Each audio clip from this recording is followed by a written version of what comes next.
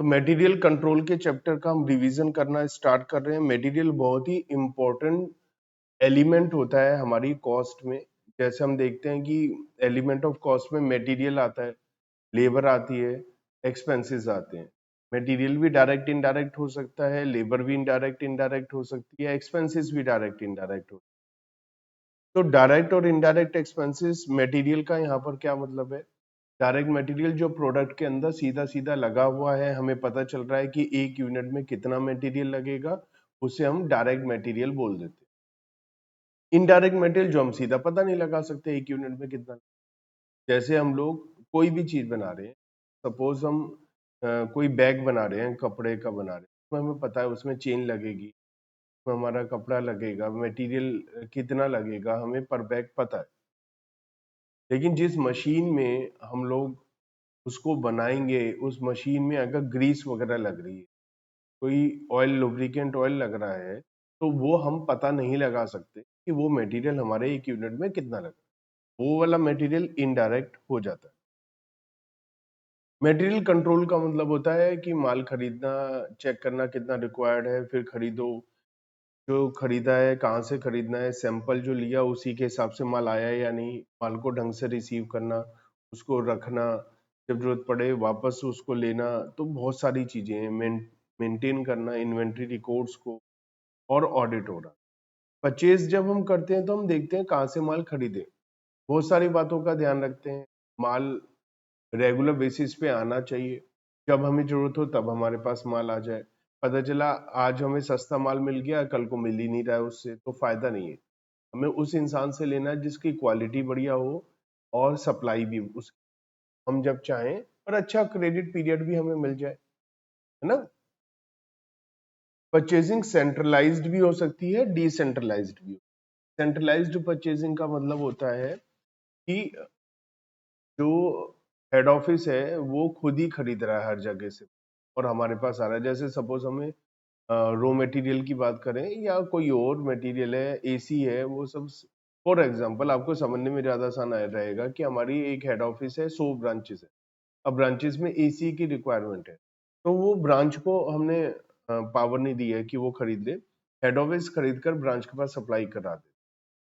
तो उससे फायदा क्या रहता है कि बहुत ज्यादा परचेजिंग होने से सस्ता माल मिल जाता है, तो सीधा कंपनी से डायरेक्टली भी परचेज कर सकते हैं। तो रॉ मटेरियल के लिए भी यही है, अगर अलग अलग जगह यूज होना है, हम रॉ मटेरियल डायरेक्टली भी खरीद सकते हैं। हो सकता है हम उस डिपार्टमेंट ब्रांच से कहें कि आप खुद खरीद लीजिए, तो वो डिसेंट्रलाइज्ड परचेजिंग हो जाती है। हमारी जो मटेरियल की जो कॉस्ट है, उसमें मेनली क्वेश्चंस कुछ ऐसे होते हैं, find out total annual cost of material. तो उसमें तीन पार्ट आते हैं हमारे मटेरियल की कॉस्ट में। एक तो आता है परचेजिंग कॉस्ट, पूरे साल में हमने जो माल खरीदा उसकी कॉस्ट क्या आई, उसे हम परचेजिंग कॉस्ट बोल देते हैं। एक आता है ऑर्डरिंग कॉस्ट, माल को ऑर्डर करने में क्या खर्चा आ रहा है पूरे साल में। और एक होता है इन्वेंट्री कैरिंग कॉस्ट, जिसे स्टोरेज या होल्डिंग कॉस्ट भी बोल देते हैं। तो ये तीन टाइप की हमारी कॉस्ट होती है। यहाँ पर कुछ अजम्पशंस भी हैं। क्या अजम्पशन है कि जो ऑर्डरिंग कॉस्ट है वो पर ऑर्डर फिक्स है, इरेस्पेक्टिव ऑफ ऑर्डर साइज। मतलब अगर आप 100 यूनिट खरीदें, 200, 500, 1000, 2000 यूनिट, वो कॉस्ट पर ऑर्डर सेम रहेगा। अगर 200 रुपए तो 200 ही रहेगा। अजम्पशन ठीक नहीं है, क्योंकि ऐसा होता नहीं है, लेकिन हमें यही अजम्पशन लेनी होती है। और दूसरा स्टोर कैरिंग कॉस्ट या स्टोरेज कॉस्ट, वहां हमारी ये अजम्पशन होती है कि हमारा प्रोडक्शन इवनली चलता है थ्रू आउट द ईयर, एक जैसा बराबर जैसा माल जो प्रोडक्शन है वो चल रहा होता है। तो इस वजह से हमारा जो एवरेज क्वांटिटी हमारे पास रहता है, वो जितना भी हम ऑर्डर कर रहे हैं उसका हाफ हमारे पास रहता है। और परचेजिंग कॉस्ट के लिए हमारी ये अजम्पशन रहती है कि पूरा एनुअल जो कॉस्ट है, एनुअल यूसेज है, वो हमें एडवांस में पता है कि पूरे साल माल कितना होगा, और पूरे साल एक ही रेट पे माल मिलने वाला है ना। तो ये सारी एजम्पशन के साथ में हम टोटल कॉस्ट ऑफ मटेरियल निकालते हैं। टोटल कॉस्ट ऑफ मटेरियल निकालने के लिए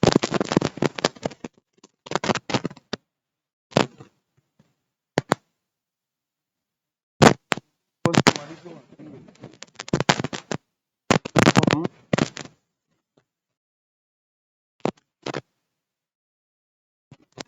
तो हमें क्या देखना है कि पूरे साल हमारा यूसेज होगा, उतना ही खरीदेंगे। और एक कॉस्ट पर यूनिट हमें क्वेश्चन में दे रखा होगा, मान लिया फॉर एग्जांपल हमें 10,000 यूनिट पूरे साल में खरीद है ना, और एक यूनिट 10 रुपए की है, तो हमारी cost of purchasing purchasing cost annual purchasing cost 1,00,000 rupees आ जाएगी। यहाँ पर एनुअल यूसेज को शॉर्टकट में हम यू बोल सकते हैं, और कॉस्ट पर यूनिट को कॉस्ट पर यूनिट को सीपी हम या पीपी परचेज प्राइस हम बोल सकते हैं, यू फॉर एनुअल यूसेज। तो ये हमारा पहला कॉस्ट होता है जो हमें लेना होता है, टोटल परचेजिंग या टोटल मटेरियल कॉस्ट। दूसरे नंबर पर जो हम लेते हैं वो टोटल ऑर्डरिंग कॉस्ट होता है।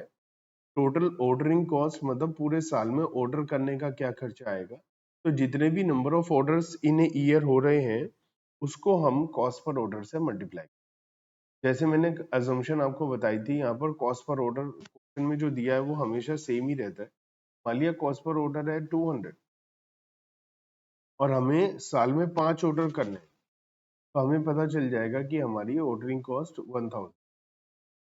अगर यही ऑर्डरिंग कॉस्ट पर ऑर्डर 2000 है तो 10,000 है।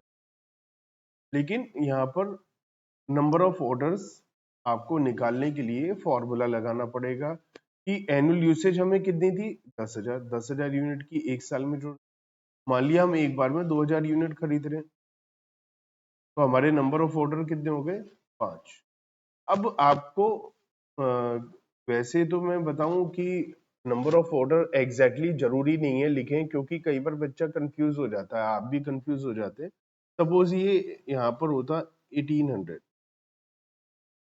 तो नंबर ऑफ ऑर्डर पॉइंट्स में आते, तो आपको लगता है कि नंबर ऑफ ऑर्डर पॉइंट में तो हो नहीं सकते, उससे राउंड ऑफ करते हैं, लेकिन वो गलत हो जाएगा, क्योंकि आप एक ही साल के लिए बिजनेस नहीं कर रहे, आपका बिजनेस चलता रहता है, तो कुछ ज्यादा माल आ जाता है तो अगले साल के लिए यूज में आ जाता है। तो आपको नंबर ऑफ ऑर्डर को राउंड ऑफ करने की जरूरत नहीं है। कुछ ऑथर कुछ बुक्स में उन्होंने कर रखा है राउंड ऑफ, लेकिन वो गलत है। आपको क्या करना है, फॉर्मूला सीधा लगाना है। क्या आपको नंबर ऑफ ऑर्डर जब तक क्वेश्चन में ना पूछा जाए, आप सीधा फॉर्मूला लगाइए कि नंबर ऑफ ऑर्डर का फॉर्मूला पता है ना, annual usage into order size, और इसी को सीधा कॉस्ट पर ऑर्डर से मल्टीप्लाई, तो आपका आंसर आ जाएगा। जैसे एनुअल यूसेज है 10,000, ऑर्डर साइज है 2000, कॉस्ट पर ऑर्डर है 200, आपका सीधा 1000 रुपए का। तो ऐसा करने से आपको वो मन में टेंशन नहीं रहेगी कि नंबर ऑफ ऑर्डर्स जो है पॉइंट्स में, तो ऐसा नहीं रहेगा ना। एक तीसरे नंबर पर जो कॉस्ट आती है वो टोटल स्टोरेज कैरिंग या होल्डिंग कॉस्ट। यहाँ पर मैंने आपको बताया था हमारा अजम्पशन होता है कि जो हमारा एवरेज स्टॉक है वो जितना भी ऑर्डर साइज है उसका आधा रहता है। जैसे 2000 डिवाइड बाय ऑर्डर साइज 2000 है 2, तो ऑन एन एवरेज हमारे पास 1000 यूनिट रहती है। अब ये जो storage cost per unit per annum, ये हमें ज्यादातर परसेंटेज में दिया होता है। जैसे मान लिया हमें दे रखा 15%, अगर हम एक यूनिट को एक साल रखेंगे तो उसे रखने का खर्चा 15, बस 15% बोल रहे हो। तो 50% ऑफ वॉट, तो 15% हम कॉस्ट पर यूनिट का लेते, याद रखिए कॉस्ट पर यूनिट का 15% लेते, ये 1 रुपये 50 पैसे, तो हमारा 1 रुपये 50 पैसे कर 1500 रुपीज स्टोरेज कॉस्ट आ जाएगा। तो ऑर्डर साइज अपॉन 2 करके हमारी एवरेज यूनिट्स आती हैं, फिर उस एवरेज यूनिट को हम कॉस्ट पर अप्लाई कर देते हैं, हमारे पास स्टोरेज कॉस्ट टोटल, टोटल हम टोटल कॉस्ट ऑफ मटेरियल हो जाएगी। तो यहाँ कुछ की इंफॉर्मेशन के हिसाब से हमारा एंड यूसेज ऑलरेडी बता,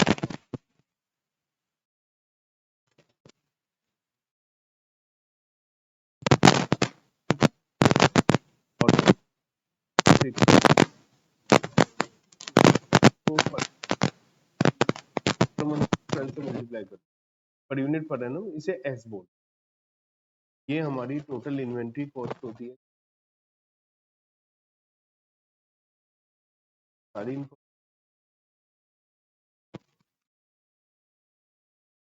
अब ऑर्डर साइज पता लगाना कि हम एक बार में कितना माल खरीदे, ये भी हमारा मटेरियल कंट्रोल का एक पार्ट है कि हम कितना माल एक बार में खरीदें कि हमारी जो कॉस्ट है वो मिनिमम आए। क्योंकि अगर ऑर्डर साइज आप ज्यादा खरीद कर दोगे, ज्यादा माल खरीद लोगे तो स्टोरेज कॉस्ट बढ़ जाएगी, और अगर ऑर्डर साइज कम होगा बाहर का माल जाएगी, तो हम लोग को करना होता है, एक मेंटेन करना होता है कि हमारी टोटल कॉस्ट कम है। ये यहाँ पर हम एक फॉर्मूला लगाते हैं, और वो फॉर्मूला भी यहीं पर ही एजम्पशन कि हमारा जो है कोई हमें डिस्काउंट ऑफर नहीं मिलता है सप्लायर से, और हमारा एनुअल यूसेज एक जैसा है, तो कोई डिस्काउंट ऑफर नहीं मिलता है, तो हमारी तीन कॉस्ट थी, शिपिंग कॉस्ट, और होल्डिंग कॉस्ट, कैरिंग। अब परचेजिंग कॉस्ट तो आप माल कितनी मर्जी खरीदे, कम ज्यादा कोई, तो हमारा ये होल्डिंग कॉस्ट में क्या रहता है कि अगर हमारा ऑर्डर साइज बढ़ता है तो नंबर ऑफ ऑर्डर कम हो जाते हैं, हमारी जो ऑर्डरिंग कॉस्ट है वो कम हो जाती है। अगर हमारा ऑर्डर साइज कम होता है तो नंबर ऑफ ऑर्डर बढ़ते हैं तो ऑर्डरिंग कॉस्ट बढ़ जाती है। वाइसी वर्सा रिवर्सल रिलेशन, ऑर्डर साइज कम होने पे कॉस्ट बढ़ जाती है, ऑर्डर साइज बढ़ने पे। लेकिन होल्डिंग कॉस्ट की बात करें तो ऑर्डर साइज बढ़ेगा तो माल ज्यादा खरीदोगे, माल ज्यादा खरीदोगे तो माल रखा ज्यादा जाएगा, ज्यादा माल रखा जाएगा क्योंकि average stock order size upon, तो हमारी स्टोरेज कॉस्ट बढ़ जाएगी, और अगर ऑर्डर साइज कम होगा तो कम हो जाएगी। यहाँ पॉजिटिव रिलेशन। तो अब एक ऑर्डर साइज बढ़ने पे एक कॉस्ट बढ़ेगी, एक कम होगी, ऑर्डर साइज कम करने पे एक कॉस्ट बढ़ेगी, एक कम होगी। तो हम इकोनॉमिक ऑर्डर क्वांटिटी वो ऑर्डर साइज है जहां पर हमारी टोटल कॉस्ट मिनिमम, तो हमने उसको क्या करा कि टोटल ऑर्डरिंग कॉस्ट और टोटल स्टोरेज कॉस्ट को इक्वल रख दिया, कि जहां पर ये दोनों इक्वल होंगे वहां पर मिनिमम कॉस्ट आएगी, प्रोवाइडेड कोई डिस्काउंट ऑफर हमें नहीं मिलता, क्योंकि अगर डिस्काउंट ऑफर मिलेगा तो फिर हमें परचेज प्राइस को भी कंसीडर करना पड़ेगा, हमने इग्नोर कर दिया। अब टोटल ऑर्डरिंग कॉस्ट का फॉर्मूला लगाते हैं, नंबर ऑफ ऑर्डर जो आता है, ऑर्डर साइज को Q0 भी बोलते हैं। ऑर्डर साइज जो नंबर ऑफ ऑर्डर होते हैं, annual usage upon order size into order, और इसको हम रखते हैं स्टोरेज कॉस्ट मतलब ऑर्डर साइज अपॉन, यहाँ से फॉर्मूला आ जाता है। तो यहाँ से हमारे फॉर्मूला आ जाता है, Q0 मतलब ऑर्डर साइज मतलब economic order quantity 2 into annual usage into cost per order divided by storage cost per unit per annum, और उसको रूट करेंगे तो ये एक फॉर्मूला बन जाता है। कुछ अजम्पशंस हैं जो मैंने आपको सब लिखी भी हुई। अब यहाँ पर तो हमारा ये रहता है इस फॉर्मूले में कि फिक्स है कि ऑर्डर साइज और प्राइस सब फिक्स है। अच्छा, एक और फॉर्मूला हमारा यूज में आता है, जो टोटल ऑर्डरिंग कॉस्ट है और टोटल स्टोरेज कॉस्ट है, इन दोनों का एडिशन किया जाए तो वो अमाउंट हमारी आती है 2 into U into P into S। लेकिन ये तभी आती है जब हमारा इकोनॉमिक ऑर्डर क्वांटिटी वाले फॉर्मूले के हिसाब से हम माल मंगा, हमारी परचेजिंग साइज ऑर्डर साइज वही है जो EOQ वाले फॉर्मूले से आई, क्योंकि वहां पर हमारा EOQ के हिसाब से हमारी टोटल स्टोरेज कॉस्ट और टोटल ऑर्डरिंग कॉस्ट इक्वल होती है। अगर ये 1000 है तो ये भी 1000 ही होगा, ये दोनों, तो ये है तभी हम ये वाला फॉर्मूला, ये भी कई बार यूज में, क्योंकि यूपीएस और इकोनॉमिक ऑर्डर क्वांटिटी मिलाकर 4 चीजें होती हैं, उन 4 चीजों में से 3 चीजें दी हैं तो चौथी चीज आ जाती है। ग्राफिकली भी हम इसको सॉल्व कर सकते हैं। ग्राफिकली सॉल्व करने के लिए क्या होता है कि हम ऑर्डर साइज को एक्स एक्सिस पर और अमाउंट को वाई एक्सिस, जनरली अमाउंट हमारी एक्सिस, तो हम पता है कि जैसे जैसे ऑर्डर साइज हमारा बढ़ता जाएगा हमारी टोटल ऑर्डरिंग कॉस्ट कम होती जाएगी, टोटल स्टोरेज कॉस्ट। हमारा जहां पर दोनों इक्वल आएंगे वहां पर हमारा क्या होगा, ईओक्यू लेवल होगा। तो ये हमें ग्राफिकल, और टोटल कॉस्ट की भी एक लाइन बना सकते हैं। कॉस्ट पहले ज्यादा होती है, ईओक्यू पे कम हो जाएगी, फिर बढ़ जाएगी। तो सबसे कम कॉस्ट इकोनॉमिक ऑर्डर क्वांटिटी। लेकिन फॉर्मूला तभी काम करता है जब हमें कोई डिस्काउंट ऑफर नहीं मिलता है, क्योंकि हम लोगों ने परचेसिंग कॉस्ट, जो 3 एलिमेंट थे टोटल इन्वेंट्री कॉस्ट के, purchasing cost, ordering cost and storage cost, उसमें हमने परचेसिंग कॉस्ट को इग्नोर कर दिया। उसका रीजन ये है कि हम लोगों ने उसको इसलिए इग्नोर कर दिया कि वहां पर हमें कोई डिस्काउंट ऑफर नहीं मिलता। लेकिन अगर हमें कोई डिस्काउंट ऑफर मिलता है, जैसा क्वेश्चन नंबर 19 में बता रखा है कि लेस देन 50 यूनिट खरीदने पे अलग रेट है, 50 से 100 यूनिट खरीदने पे अलग रेट है, 100 से 200 यूनिट खरीदने पे अलग रेट है। तो अगर ऐसी सिचुएशन आती है तो हम लोगों को फिर तीनों एलिमेंट को कंसीडर करना पड़ेगा। तो फिर कोई फॉर्मूला काम नहीं आएगा। हमें total purchasing cost, total ordering cost, total storage cost normal फॉर्मूले से हर एक सिचुएशन में लगानी पड़ेगी। अब जैसे लेस देन 50 है तो एक बार ईओक्यू का फॉर्मूला लगा लेते हैं कि क्या पता 50 से कम आ जाए। वो तो 69 आ रहा था, वो तो फेल हो गया। तो 50 से कम है, 0 to 50, तो मैंने एवरेज 25 यूनिट के हिसाब से एक ले लिया। अगला 50 से 100 है तो 50 के मिनिमम वाला लगा लो, 50, 100, 200, 300, ऐसे ऑर्डर साइज ले लिया। हर एक ऑर्डर साइज पे मैंने टोटल कॉस्ट निकाल ली, और जहां टोटल कॉस्ट सबसे कम आएगी वो मेरा आंसर। तो याद रखिए, जहां पर हमारी टोटल हमारा परचेसिंग कॉस्ट में कोई भी वेरिएशन आता है, डिस्काउंट ऑफर होता है, तो हमें ऐसे जैसे क्वेश्चन नंबर 20 में भी अगर हम देखें तो यहाँ लेस देन 250, 250 टू 800 ऐसे अलग अलग रेट है। तो हम लोगों ने देखा अलग अलग रेट है तो अलग अलग कॉस्ट निकाल, जिसमें सबसे कम कॉस्ट आएगी ये हम ऑर्डर साइज ईओक्यू माना जाए। जैसे ईओक्यू होता है ऐसे इकोनॉमिक बैच क्वांटिटी होता है कि एक बार में कितना माल बनाए। ईओक्यू में होता है रॉ मटेरियल कितना खरीदे, इकोनॉमिक बैच क्वांटिटी में होता है कि एक बारी में हम कितना माल बनाए, फिनिश गुड्स कितना बनाए। फॉर्मूला वही है हमारा जो पहले था, 2 इंटू ऑर्डर साइज था। यहाँ ऑर्डर ऑर्डर वो एनुअल यूसेज था कि पूरे साल में कितना माल हमने खरीदना है, 2 इंटू यू। तो यहाँ हो जाएगा एनुअल प्रोडक्शन, कितना हमें पूरे साल में प्रोडक्शन करना है। और फिर तो कॉस्ट पर ऑर्डर, यहाँ होगा कॉस्ट पर सेटिंग अप, एक बार सेटिंग अप करने में कितना खर्चा आता है प्रोडक्शन करते हुए, डिवाइड बाय वही आएगा cost per unit per annum या स्टोरेज को, यहाँ पर सेम ही रहता है। तो फॉर्मूला है वही, बस नाम हल्के से चेंज होते हैं क्योंकि ये बैच है, तो वहां पर आपको थोड़ा सा करना। अब हमारे अलग अलग स्टॉक लेवल होते हैं, जैसे कि एक होता है reorder level. Reorder level is that level that orders that level of raw material at which we make order for next order हम करते हैं। जैसे रीऑर्डर लेवल पर माल आएगा, हमारा स्टोरेज आएगा, जैसे रीऑर्डर लेवल पर आएगा हम ऑर्डर करते हैं। ऑर्डर तो रीऑर्डर लेवल ऐसी जगह हमें सेट करना है कि हम ऑर्डर करें तो पीछे से माल खत्म ना हो।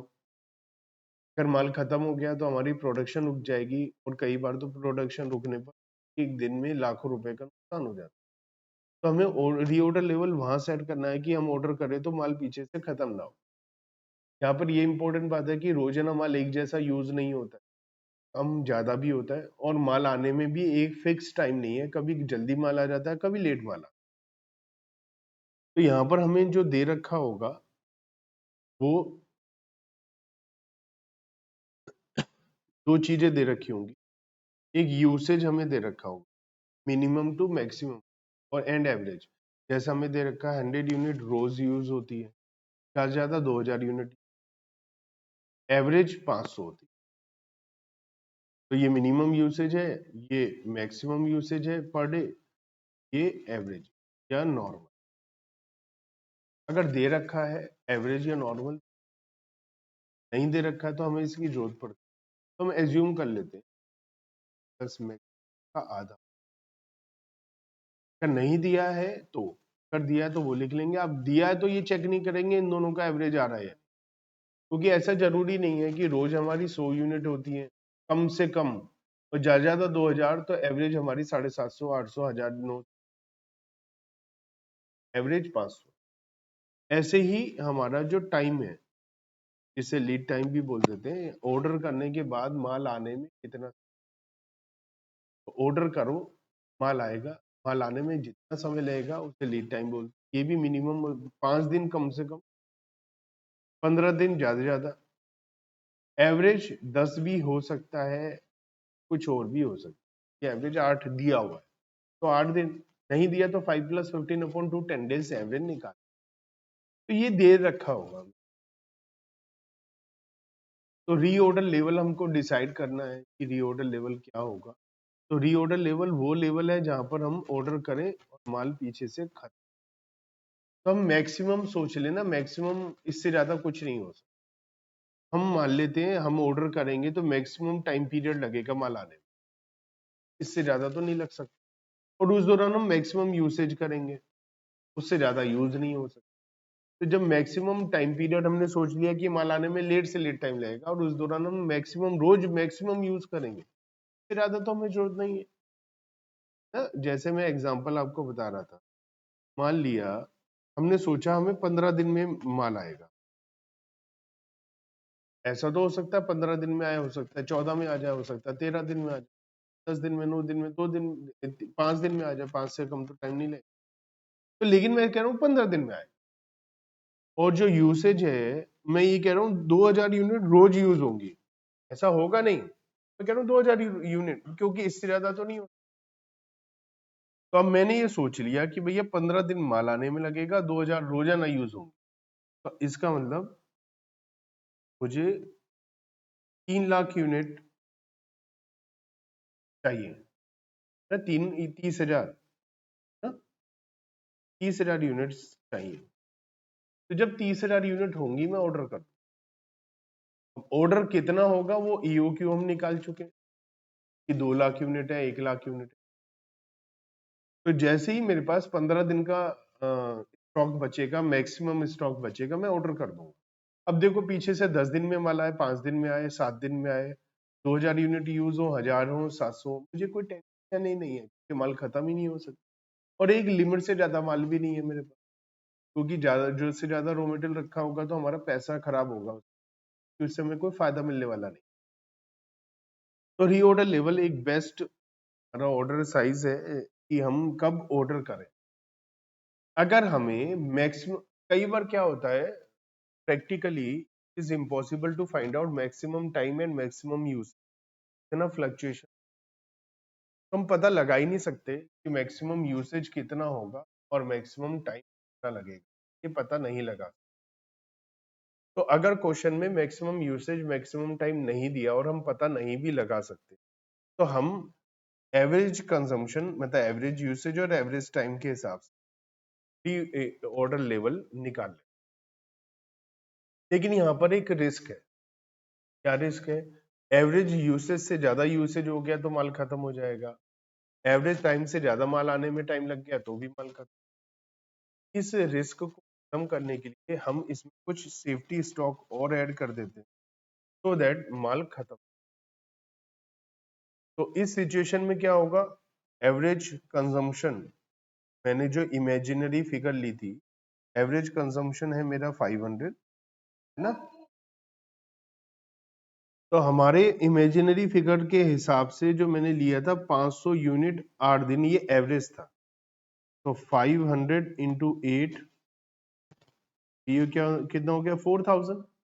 अब सेफ्टी स्टॉक जो है वो जरूरी मतलब सेफ्टी स्टॉक जरूरी नहीं है कि वो 26,000 ही होगा, क्योंकि ये तो हमें पता ही नहीं, ये तो हम पता ही नहीं लगा सकते ना, ये है ही नहीं हमारे पास। जब ये है ही नहीं तो हमें क्या पता, है ना। तो मान लिया क्वेश्चन में बोल रखा है सेफ्टी स्टॉक है 2000, तो हमारा रीऑर्डर लेवल हो जाएगा 6।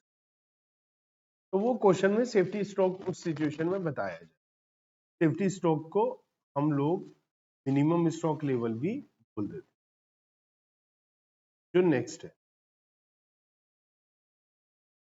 तो इम्पोर्टेंट बात क्या है कि हम लोग ई ऑर्डर लेवल निकालते हैं। ई ऑर्डर लेवल होता है maximum usage to maximum time. अगर ये नहीं दे रखा तो हमारा होता है average usage into average time, क्योंकि या normal usage into normal time, ये तो दे ही रखा हो। लेकिन अगर ये है तो रिस्क है कि माल खत्म हो जाए, तो उस रिस्क से बचने के लिए सेफ्टी ऐड कर, safety stock that is minimum. अब मिनिमम स्टॉक का फॉर्मूला भी हमारा होता है कि कम से कम हमारा माल कितना होगा किसी भी समय, तो वही यहीं से निकाल लेते हैं, मतलब सेफ्टी स्टॉक निकाल। तो सेफ्टी स्टॉक निकालने के लिए क्या फॉर्मूला लगाऊं, reorder level minus average usage to average. लेकिन ये तभी पूछा जाएगा जब ये वाला फॉर्मूला लगेगा, क्योंकि इस फॉर्मूले के बाद तो ये लगाना पॉसिबल है जब ये वाला फॉर्मूला तभी लगेगा जब सेफ्टी स्टॉक दिया हुआ है। और जब सेफ्टी स्टॉक दिया तो सेफ्टी स्टॉक मतलब मिनिमम स्टॉक हम तो पूछेंगे ही नहीं, तो क्वेश्चन दिया होगा। तो कायदे से 90% वाला फॉर्मूला लगता है, और उसी के बाद ही हम लोगों को ये दूसरा फॉर्मूला सेफ्टी स्टॉक वाला लगाना पड़ता है। एक होता है मैक्सिमम स्टॉक। हमारे पास कभी भी ज्यादा से ज्यादा कितना माल होगा। मैक्सिमम स्टॉक लेवल इसलिए हमें जरूरी है पता लगाना, क्योंकि हमें जहां पर माल रखा जाता है उसके लिए कितनी जगह अलॉट करें, क्योंकि ज्यादा ज्यादा जितना माल होगा उतना माल रखने की है, तो कितना माल खराब। तो मैक्सिमम स्टॉक लेवल कितना होगा, और मैक्सिमम स्टॉक लेवल कितना होगा उसे समझने के लिए हम ऐसा सोचते हैं कि हमारे पास मैक्सिमम सैलरी कब होगी, किस दिन सैलरी मिलेगी। तो ऐसे मैक्सिमम स्टॉक कब होगा, जब माल मिलेगा। माल कब मिलेगा, जब ऑर्डर करेंगे। ऑर्डर कब करेंगे, रीऑर्डर लेवल पर। माल कब मिलेगा, रीऑर्डर क्वांटिटी। रीऑर्डर क्वांटिटी इसलिए लिखा है, ईओक्यू इसलिए नहीं लिखा क्योंकि हर कोई ईओक्यू के हिसाब से ऑर्डर नहीं करता। मान लिया इकोनॉमिक ऑर्डर क्वांटिटी आई 1400, हमने 1500 खरीद लिया कि भैया कौन 1400 का हिसाब लगाएगा, हम 1500, तो वो ईओक्यू तो नहीं है, उसे क्या बोलेंगे, आरओक्यू, रीऑर्डर क्वांटिटी। अगर ईओक्यू पर ही हम ऑर्डर कर रहे हैं तो वो ईओक्यू भी उसे बोलेंगे, आरओक्यू भी बोलेंगे, क्योंकि रीऑर्डर क्वांटिटी तो है ही, तो इसलिए रीऑर्डर क्वांटिटी लिखा मैंने। तो जब ऑर्डर करा और रीऑर्डर क्वांटिटी मिली, उस दौरान माल यूज होगा, वो माइनस होगा। लेकिन हमारे को मैक्सिमम स्टॉक चाहिए, तो उस दौरान माल कम से कम यूज होगा, तभी ज्यादा से ज्यादा माल हमारा रखा। तो मिनिमम यूसेज हो और माल जल्दी से आ जाए मिनिमम टाइम में, तो ये हमारा होता है मैक्सिमम। इसके बाद होता है एक एवरेज स्टॉक लेवल। हमारे पास एवरेज स्टॉक कितना होता है, एक फॉर्मूला होता है minimum stock level, minimum usage नहीं, मिनिमम स्टॉक लेवल। ये जो मिनिमम स्टॉक लेवल मैक्सिमम है, मिनिमम यूसेज मैक्सिमम यूसेज अलग है, और मिनिमम स्टॉक लेवल और maximum, minimum stock level plus maximum stock level divide by 2, तो ऐसा निकाले। या हम मिनिमम स्टॉक लेवल तो हमारे पास हमेशा ही रहता है, प्लस हमने ये एज्यूम करा था जितना ऑर्डर खरीद ऑर्डर साइज होता है उसका आधा भी एवरेज रहता है, तो ये भी हमारे पास फॉर्मूला है दूसरा। आपको दोनों ही फॉर्मूले लगाने हैं एग्जाम, अगर आपको बोला जाए एवरेज स्टॉक लेवल, वो दोनों फॉर्मूले लगाकर निकालना, दोनों से अलग अलग आंसर आए। और कई बार हमसे पूछा जाता है डेंजर लेवल, कि डेंजर लेवल क्या है। डेंजर लेवल वो लेवल होता है कि ये माल अब बिल्कुल ही खत्म हो जाए, एक्स्ट्रा एफर्ट करके ज्यादा खर्चा करके तो माल खत्म हो जाएगा। तो इसमें क्या होता है, हमारे पास एवरेज यूसेज को हम इमरजेंसी टाइम से मल्टीप्लाई करते हैं। इमरजेंसी टाइम होता है कि मान लिया हमारा माल 5 दिन में आ जाता है, लेकिन हमने एक्स्ट्रा पैसा खर्च करके तो 2 दिन में। इमरजेंसी टाइम के बराबर भी माल नहीं बचेगा, फिर तो खत्म ही होगा ना। इसे हम डेंजर लेवल, कि डेंजर लेवल पर आ गया है, अब भी अगर आपने एफर्ट नहीं लगाया, माल बिल्कुल आप बात का रखना है अलग अलग। तो ये हमारे क्वेश्चंस हैं प्रैक्टिस, अलग अलग डेंजर लेवल। और अब हमारे पास एक फॉर्मूला होता है, इसके एक दो क्वेश्चन है। इन्वेंट्री टर्नओवर रेशियो जो हम 12th क्लास में रेशियो एनालिसिस में भी निकाल, ये होता है अगर हमारा रॉ मटेरियल है तो raw material consumed upon average stock of raw material, और अगर ये फिनिश गुड्स है तो cost of goods sold upon average stock of. ज्यादातर हमारा ये वाला यूज होता है क्योंकि लोग रॉ मटेरियल से रिलेटेड बात कर रहे हैं। तो रॉ मटेरियल कंज्यूम लेना है divide by average stock of raw material. Raw material consume क्या होता है? Opening stock of raw material plus net purchases of raw material closing stock of. तो ऐसा करने से हम इन्वेंट्री टर्नओवर रेशियो वो पूछा जा सकता है। एक होता है इनपुट आउटपुट। देखिए जैसे मान लिया हमने इनपुट किया 100 केजी, आउटपुट आया 90 केजी, तो हमें इनपुट जो करना है आउटपुट के मुकाबले तो ज्यादा करना है। हम इनपुट आउटपुट रेशियो अगर निकालें में, जैसे इनपुट करना 100, आउटपुट है 90, तो 111.11% का फायदा क्या होगा? का फायदा होगा कि अगर कोई भी इंसान हमारे पास आकर कहे कि मुझको 5 किलो माल चाहिए, मुझे क्या करना पड़ेगा? 5 किलो तो नहीं लगाना, क्योंकि 5 किलो लगाऊंगा तो आउटपुट कम आएगा। 5 किलो का 111.11 मतलब 5.55 केजी लगाऊंगा, मेरा आउटपुट 5 केजी कितना मुझे। एक दो क्वेश्चन इसके बेस पर है। इसके बाद आता है एबीसी टेक्निक, जिसे हम ऑलवेज बेटर कंट्रोल भी बोल देते हैं। इसमें हम अपने रॉ मटेरियल को, इन्वेंट्री को 3 पार्ट्स में डिवाइड करते हैं। एक होता है ए कैटेगरी, एक होता है B category, C category. A category में हम जनरली वो माल लेते हैं जो क्वांटिटी वाइज तो ज्यादा नहीं होता, इन अमाउंट वाइज बहुत ज्यादा होता है। जैसे हमेशा पढ़ाते हुए भी मैं एग्जांपल लेता हूँ, ज्वेलरी शॉप है और डायमंड्स है, बहुत कम होंगे अमाउंट में, तो उसका बहुत ज्यादा ध्यान रखना ए कैटेगरी। ऐसे ही बी कैटेगरी होता है average quantity average price, medium quantity, जैसे गोल्ड है उसका तो थोड़ी जगह ज्यादा लेता है अमाउंट उसकी डायमंड। और सी कैटेगरी में आता है जो बिल्कुल ही लोअर प्राइस का माल है लेकिन क्वांटिटी उसकी बहुत ज्यादा हो जाती है। जैसे सिल्वर, सिल्वर ज्वेलरी शॉप पर बहुत सस्ता होगा, उसकी केयर भी नहीं करेगा वो दिन। शोरूम में डिस्प्ले में भी उसने चांदी के ऑर्नामेंट्स और ज्वेलरी में, और पता चला उसमें गोल्डन पॉलिश हो रखी है, उसे उसने भी दिखा दिया, शटर डाउन करके गया, बाहर है भैया कोई तोड़ के ले जाएगा उसका 2-4 हजार का, और वो उसके लिए कुछ मैटर ही नहीं करता। तो सी कैटेगरी में क्वांटिटी जिसकी ज्यादा होती है और वैल्यू कम होती है वो सी में, और बीच वाला बी और ए होता है जिसकी वैल्यू बहुत ज्यादा होती है। जैसे ये है क्वेश्चन नंबर 8, इसके अंदर कहा गया कि 4500 या उससे ज्यादा का माल है तो उसे ए कैटेगरी में डालो, 2000 से 4500 का माल बीच में है तो बी में, सी में 2000 तक। तो यहाँ बता दिया। अगर क्वेश्चन में नहीं बताएगा तो हमें खुद भी सोचना पड़ सकता है। जैसे क्वेश्चन 39 में हमें बताया नहीं, तो हमने क्या करा, पहले मल्टीप्लाई करी, मल्टीप्लाई करके हमें अमाउंट आया। अब अमाउंट में हमें पता है कि हमारा जो 24,000 रुपए है सबसे ज्यादा रेट का, ये हमें पता है कि ये ए कैटेगरी में आएगा। 20,000 रुपए ए कैटेगरी में आएगा। फिर हमें पता 20,000 के बाद 8,000 है तो ए में नहीं डाल सकते, तो बी में डाल ना। और उसके बाद सीधा हमारे पास 1000 है, 800 है, 500, तो उसे सी में डाला, 6,000 है तो बी में आ गया। तो हमें अपने आप ही कॉमन सेंस लगाकर कौन सा माल एबीसी,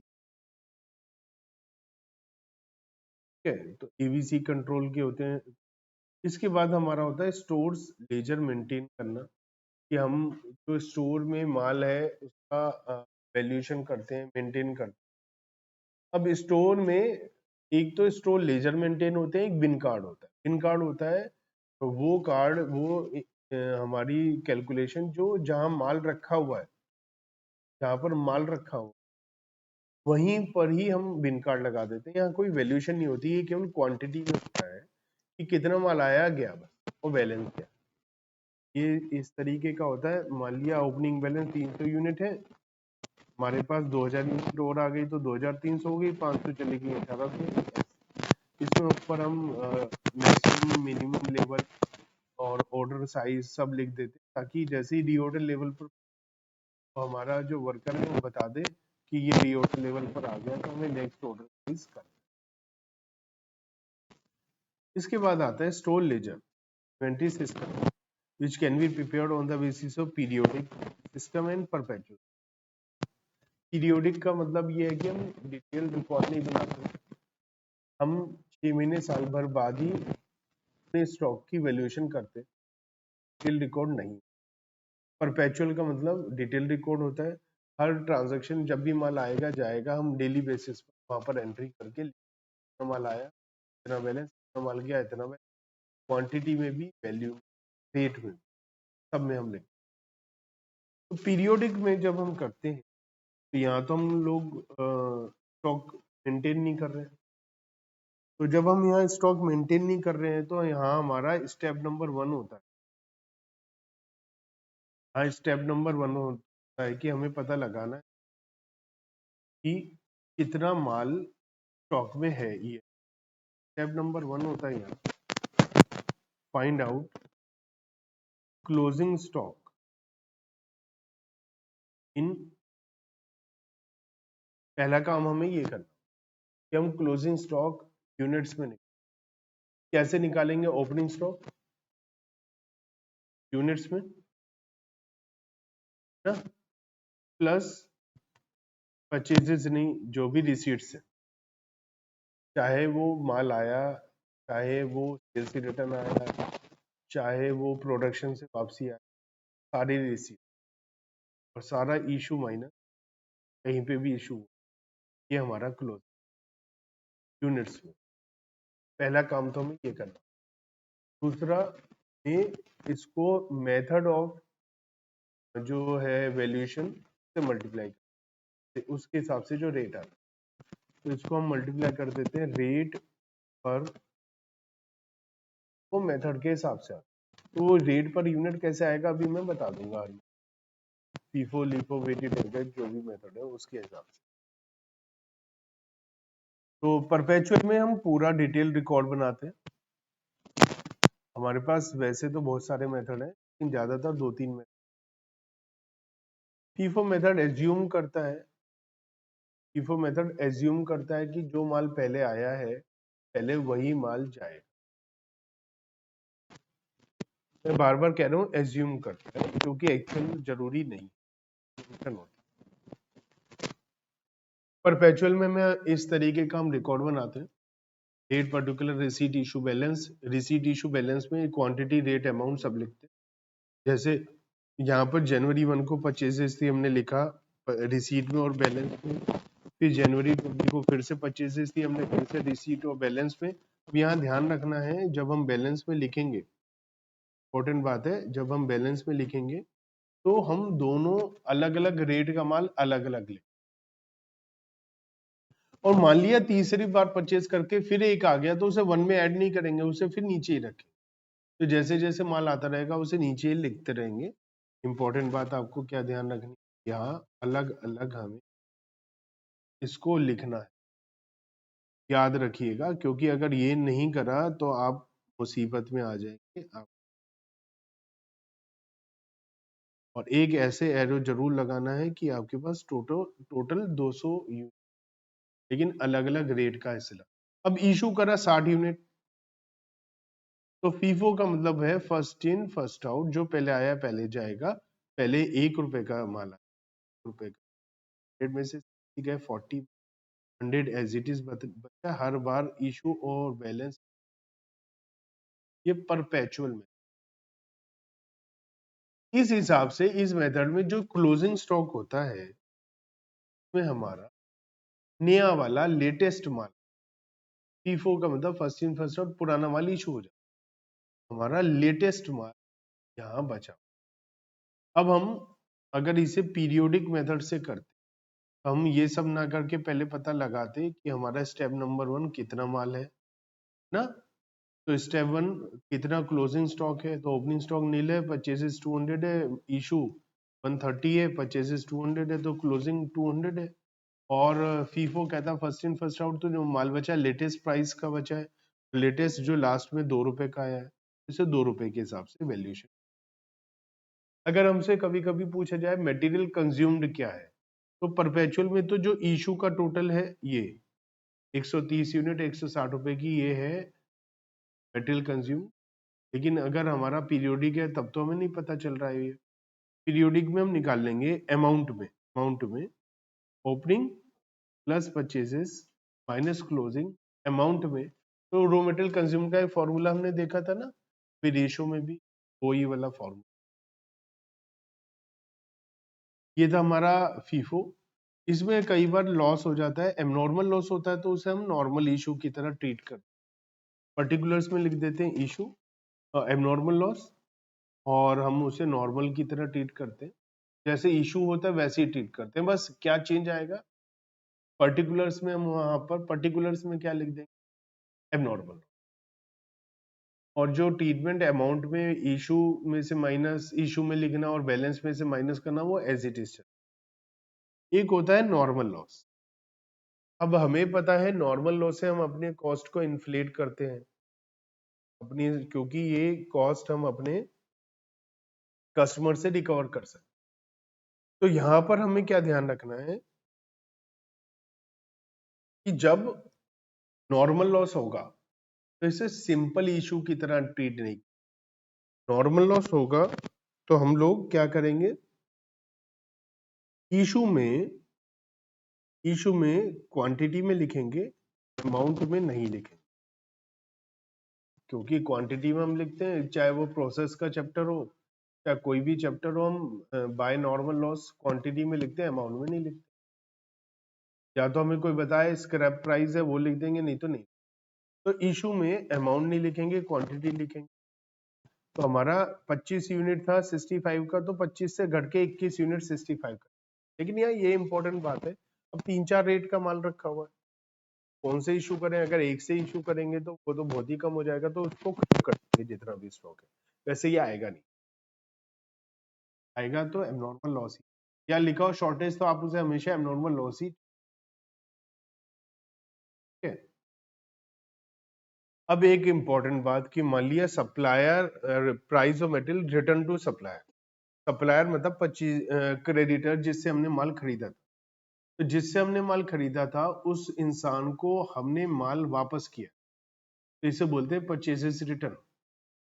अब अगर हमारी परचेज रिटर्न है तो हम क्या करेंगे, अब जैसे फीफो मेथड है ना, लेकिन हमें ये बोल रखा है फीफो मेथड में हमें पता है पहले कौन सा माल जाएगा, बताओ इसमें कौन सा माल जाएगा?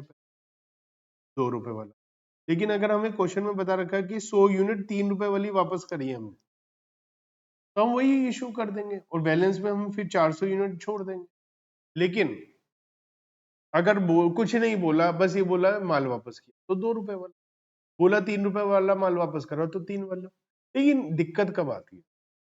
दिक्कत तब आती है जब क्वेश्चन में बोला जाए कि हमने 2 रुपए 50 पैसे वाला माल वापस करा, जो पहले ऑलरेडी इशू हो चुका है। क्योंकि मैं आपसे कह रहा था कि फिजिकल फ्लो स्टॉक का अलग बात है और हम यहाँ पर जो लिख रहे हैं वो अलग बात। क्यों? क्योंकि देखो ना, जैसे हमारे पास पहले 1000 यूनिट था ना, 500 यूनिट और खरीद लिया हमने, 1500 यूनिट हो गया, उसको ऊपर रख दिया, या मिक्स हो गया, ऑयल है मिक्स हो गया, कील है लगा दिए, या अलग अलग भी रखा है। अब हमने अपने वर्क हम मेथड यूज कर रहे हैं वैल्यूएशन के लिए ऑफिस में FIFO first in first out. तो हम अपने वर्कर से ये नहीं कह सकते कि भैया इसमें से माल निकाल कर लाओ, तो क्या पुराना ऊपर का हटो, नया ऊपर का हटाकर पुराने में से निकालेगा? उसके लिए पॉसिबल नहीं है। या मिल्क है, मिल्क मिक्स हो गया, या फिर ऑयल है मिक्स हो गया, तो कैसे निकालेगा? पहले ये प्रैक्टिकली पॉसिबल नहीं है। ये फीफो वगैरह मेथड हम थ्योरेटिकली वैल्यूएशन करने के लिए एज्यूम ले, तो पता चला एक माल था वो एक्चुअल में तो इशू हुआ ही नहीं था, वो माल रखा हुआ था, तभी तो हम परचेज रिटर्न करेंगे। लेकिन यहाँ पर हमारे स्टोर लेजर में इशू हो गया वो, अब क्या करें? एक सिंपल सा फंडा है, जो माल ने वापस किया है अगर हमारे बैलेंस में है तो वही माल वापस कर, और अगर वो बैलेंस में नहीं है, सिंपल इशू करते हुए तो मेथड लगा तो जो रेट है वही लगा, FIFO के हिसाब से जो इशू का रेट होता वही लगा दो, सिंपल। माल वापस भी तो आ सकता है। अगर माल वापस आया इसलिए कि पहले गलती से ज्यादा चला गया, इसीलिए वापस आया, तो उसका नंबर तो आ चुका है ना। याद रखिए नेक्स्ट टाइम इसे ही इशू कर, क्योंकि इसका नंबर आ चुका है इशू का, ना सब गड़बड़ हो जाएगा। जैसे हमारा हमारा हमने 200 यूनिट इशू कर, तो हमें करनी वहां पर यूज हुई 180, 20 यूनिट बच गई, तो वहां उन्होंने वापस भेज दी, लेकिन अगली बार इसी का नंबर आया। अनटिल अनलेस क्वेश्चन में बोला जाए ये डिफेक्टिव है या इसका परचेज रिटर्न करना है, तो री इशू नहीं करिए ऐसा बोलेगा नहीं। लेकिन तो आपको क्या करना है, मेथड जब वापस आएगा ना, तो वापस आएगा, तो हम जनरली जब माल खरीदते हैं, हम क्या करते हैं, जब माल खरीदते हैं तो उसे नीचे लिखते हैं ना, लेकिन वापस आएगा तो इसे ऊपर लिखिएगा, ताकि अगली बार ये सबसे पहले इशू हो, क्योंकि इसको अगली बार इशू करना ही है, और बैलेंस में ये नहीं रहेगा, क्योंकि अगली बार इमीडिएटली इशू हो जाए। क्योंकि पीरियोडिक में तो हम यही एज्यूम करते हैं ना, लेटेस्ट, तो जो माल लेटेस्ट परचेजेस वाला वो वाला ही। तो ये हमारे इसके कुछ क्वेश्चंस थे। हमारा फीफो के बाद लीफो मेथड आता है। लीफो और फीफो में बहुत फर्क नहीं है। फीफो में हम एज्यूम करते हैं पहले आया हुआ माल जा रहा है, फीफो में एज्यूम करते हैं बाद वाला आया हुआ जा रहा है। तो यहाँ जो माल बचा हुआ था सबसे पुराने रेट का है। तो जब पीरियोडिक मेथड से करते हैं तो ओपनिंग स्टॉक या पुराने रेट से माल लगा, है ना। जैसे ये माल है, यहाँ पर हमने खरीदा था, हमारे पास जो स्टॉक में था वो 100 यूनिट 1 रुपए वाली थी, 100 यूनिट 2 रुपए वाली थी।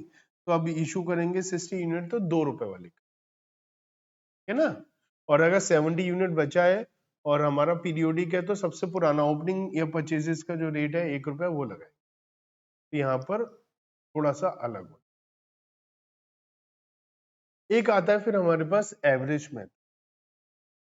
एवरेज स्टॉक एवरेज मेथड में हमारे दो पार्ट है, एक है हमारे पास सिंपल एवरेज और एक है हमारे पास वेटेड एवरेज।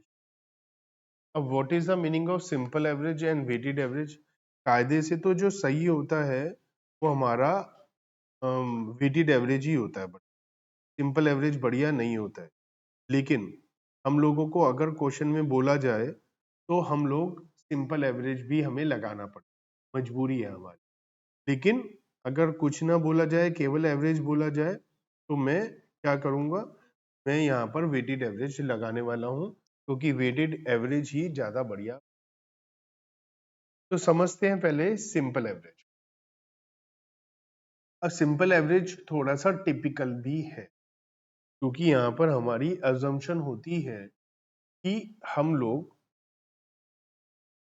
एवरेज भी लगा रहे हैं, लेकिन एवरेज केवल रेट का लगा रहे हैं, क्वांटिटी को कंसीडर नहीं कर, लेकिन क्वांटिटी को कैलकुलेशन में कंसीडर नहीं कर रहे हैं, लेकिन फीफो एज्यूम कर रहे हैं। मैंने क्या क्या बोल दिया अजीब सी बात, उसे समझते हैं with the help of question number 51 और इसकी वैल्यूएशन के हिसाब से, क्योंकि ये क्वेश्चन ये मेथड थोड़ा सा आपको परेशान कर सकता है अगर आपने ये मेथड ध्यान से नहीं पढ़ा तो। देखिए 51 में सबसे पहले हमें बता रखा है कि ओपनिंग स्टॉक है, नीचे बता रखा है 1100, हमने वो लिख दिया। फिर 3 तारीख को, 4 तारीख को, 8 तारीख को इशू है, वो सब कर दिए। जब ओपनिंग स्टॉक होता है, कोई परचेजेस नहीं है, इशू कर रहे हैं, तो मेथड कोई भी हो, वो तो उसी एक ही तरीके का माल रखा है तो उसी पे इशू होगा। अब पहली बार माल आया 12 तारीख, जो परचेसिंग हुई है 400 यूनिट 59 के हिसाब से। या अगर आप ध्यान से देख पा रहे हो तो मैंने यहाँ बैलेंस में रेट नहीं लिखा है, अभी पता चल जाएगा क्यों नहीं, क्योंकि यहाँ पर जो एक्चुअल में अमाउंट है, रेट है, वो अलग ही मैच नहीं हो पाता। अब देखो मैंने सबसे पहले क्या करा, मैंने 12 तारीख को खरीदा, तो मैंने परचेजेस लिख दिया। अब क्या करना है, जैसे ही मैंने 400 यूनिट्स परचेजेस लिखा, तो आपको क्या ध्यान रखना है, आपको बैलेंस कितना था हमारा पहले 500, तो 500 में मैंने 400 ऐड कर दिया, क्वांटिटी में क्वांटिटी ऐड किया, क्या आया? जो अमाउंट था मेरा वो था 30,000। ठीक है, अब इस 30,000 में मैंने 23,600 ऐड कर दिया, मेरा आ गया अमाउंट 53। अगर मैं इसे 53,600 को 900 से डिवाइड कर दूंगा तो ये वेटेड एवरेज मेथड हो जाएगा। ये सिंपल एवरेज करना है, सिंपल एवरेज में मैं रेट निकालने के लिए क्वांटिटी को कंसीडर नहीं कर। तो ये कैसे होगा, इसमें मैंने बैलेंस लिख दिया, इसमें असली खेल होगा, असली बात होगी जब मैं इशू करूंगा, जब मैं इशू करूंगा तब होगा मेन काम। अब रिफंड आया, अब रिफंड आने पे मैंने कहा था सबसे पहले हम उसी को री इशू करेंगे, लेकिन वो फीफो लीफो की बात, क्योंकि यहाँ तो एवरेज है, यहाँ तो एवरेज में मिक्स हो जाए। तो मेरे पास 30 यूनिट रिफंड आया, मैंने वो भी ऐड कर दिया, 900 में 930, इसमें ये, और वो भी आ गया। असली काम अब होगा 16 अप्रैल को जब मैं इशू कर रहा हूं। ठीक है, मेरे पास बहुत सारा माल है, अलग अलग रेट का माल है, तो जब मैं इशू कर रहा हूं 350 यूनिट, तो इसका प्राइस क्या रखूं? तो मैं मन में सोच रहा हूं, मैं ये भी कह रहा हूं फीफो, क्वांटिटी के लिए फीफो एज्यूम करो। कैसे? मेरे पास ओपनिंग स्टॉक था 1100, फिर मैंने इशू करा 600, तो उसमें से 500 बचा, फिर मैंने 400 ले लिया, तो मेरे पास 500 जो बचा हुआ है ओपनिंग स्टॉक, उसका रेट क्या था? 60। फिर मैंने एक खरीदा 400, उसका रेट क्या है? 59। फिर रिफंड आया 30 यूनिट, इसका रेट क्या है? तो ये 3 रेट का माल है, तो इन 3 रेट का एवरेज निकाल, क्या एवरेज आएगा?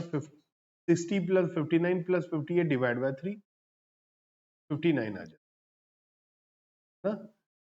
59 इशू का रेट आ जाए।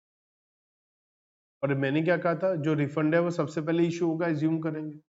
अब अगली बार इशू जब होगा उससे पहले, अब देखो मैंने इसमें से इशू करा है ना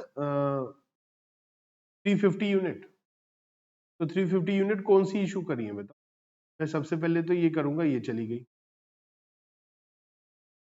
और फिर फीफो है तो सबसे पहले हमारे पास रेट कौन सा था? 60 वाला था ना, 60 वाला, तो मैंने 350 यूनिट इशू करी है, उसमें से 30 है तो 320 यूनिट मैंने इसमें से।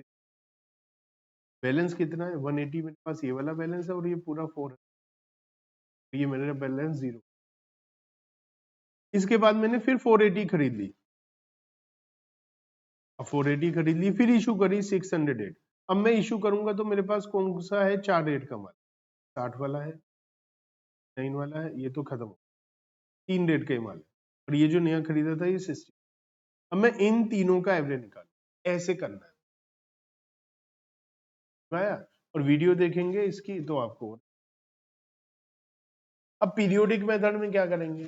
पीरियोडिक मेथड बहुत आसान है, जितनी भी परचेजेस है, जितनी भी परचेजेस है ओपनिंग स्टॉक में, जितनी भी परचेजेस है उन परचेजेस के रेट का एवरेज, परचेजेस के रेट का एवरेज, रिफंड नहीं, परचेजेस का। तो परचेजेस कौन कौन सी है मेरे पास? 59, 62, 60 एंड 64, इसका एवरेज निकाल दिया, ये क्लोजिंग स्टॉक पर यूनिट पे लगा दूंगा। ठीक है, नेक्स्ट आता है मेरे पास weighted average method. Weighted average method कैसे काम करता है?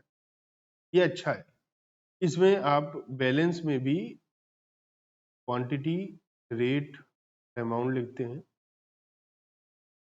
इसमें क्या है, ओपनिंग स्टॉक 500 यूनिट से 325 इशू हो गया, बैलेंस बचा 175, 2 एंड 350। अब मैंने क्या खरीदा? 250 यूनिट, टी के हिसाब से 750। तो देखो हमेशा याद रखना, चाहे वो सिंपल एवरेज हो चाहे वेटेड एवरेज आती है, आपको क्या ध्यान रखना है? क्वांटिटी में क्वांटिटी प्लस होगी परचेजिंग, अमाउंट में अमाउंट, रेट एंड में लिखना। इशू में भी यही काम करना। तो मेरे पास 175 यूनिट थी, 250 मैंने खरीद ली, तो मेरे पास कितनी हो गई? 425। 350 रुपीज की थी, 750 की वो खरीद ली, हो गया 1100। अब मैं इस 1100 को डिवाइड करूंगा 425 से, क्योंकि वेटेड एवरेज में वेट मतलब क्वांटिटी भी यूज में है, तो मैं 425 से डिवाइड कर दूंगा, मेरा रेट आ जाएगा 2.59। अब हर बार इशू पे मैं हर बार नए इशू पे यही लगाऊंगा जब तक न्यू परचेसेस या रिसीट नहीं हो जाए। तो जब भी मेरा कोई माल इशू होगा इसी रेट पर, लेकिन रेट पर लगाने के बाद फिर से याद रखिए, क्वांटिटी में से क्वांटिटी माइनस, अमाउंट में से अमाउंट माइनस, फिर रेट वही लिख देना। अगर आप इसको इससे मल्टीप्लाई करोगे तो ये नहीं आएगा, 2-3 रुपए का फर्क आएगा, क्योंकि हम पॉइंट के बाद 2 डिजिट लिखते हैं, राउंड ऑफ कर, ठीक है। और अब अगर ये पीरियोडिक मेथड होगा, तो पीरियोडिक मेथड में भी आपको क्या ध्यान रखना है, पीरियोडिक मेथड में क्या ध्यान रखना है, इस साल की सभी परचेजेस का एवरेज निकालना है, लेकिन वेट की हेल्प से। कैसे? जितनी यूनिट है तो rate amount, unit into rate amount जो परचेज करा, टोटल अमाउंट टोटल यूनिट आ गई, डिवाइड करके एवरेज रेट आ जाए, इस रेट को क्लोज। तो मेन मेथड तो यही थे। इसके बाद हमारे पास कुछ क्वेश्चंस ऐसे होते हैं कि पहचानिए कौन सा मेथड है, पहचान लेंगे। फीफो है तो ये अमाउंट, जैसे यहाँ पर हमारे पास ओपनिंग स्टॉक है 20,000 यूनिट, 40,000, तो 2 रुपए का रेट है, तो हो रहा है 2 पर, तो फीफो ना। यहाँ पर हमारे पास जो ओपनिंग स्टॉक है 2 रुपए का है, इशू 2 रुपए पे नहीं हो रहा है, फीफो तो है नहीं, फीफो होगा तो 2 रुपए 30 पैसे पे होगा, वो भी नहीं है। वेटेड एवरेज चेक करेंगे, तो वो हमें देखना पड़ेगा। ये कम चलते हैं, लेकिन फिर भी मैंने किसी किसी का एक आध क्वेश्चन, जैसे हीफो मेथड होता है, हाईएस्ट इन फर्स्ट आउट, इसका मतलब जिसका रेट सबसे ज्यादा है पहले उसे इशू करो, महंगे वाले को, क्योंकि ये हम कस्टमर से महंगा इशू रिकवर कर ले, सस्ता बाद में देखें। नेक्स्ट इन फर्स्ट आउट होता है, नेक्स्ट इन फर्स्ट आउट का मतलब जो नया माल ऑर्डर करेंगे वो वाला रेट हम लगाएं।